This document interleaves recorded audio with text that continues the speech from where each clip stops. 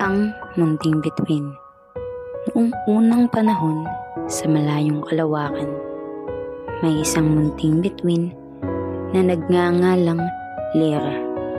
Si Lyra ay maliit lamang kumpara sa ibang mga bituin sa langit, habang ang iba ay kumikislap ng maliwanag at kayang magbigay liwanag sa buong kalangitan.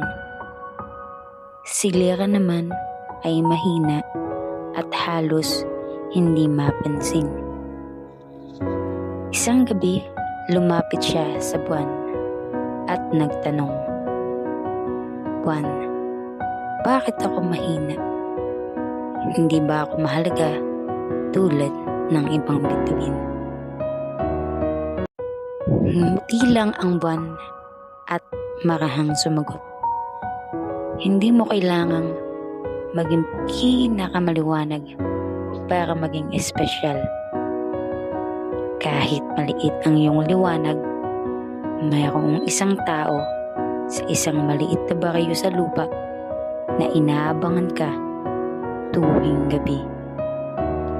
Dahil sa iyo, hindi siya natatakot sa dilim."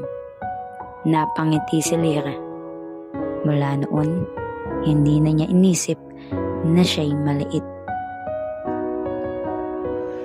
Tuwing gabi, patuloy siyang kumikislap, hindi para makipagkompetensya, kundi para magbigay ng kaunting liwanag at ginhawa sa taong umaasa sa kanya.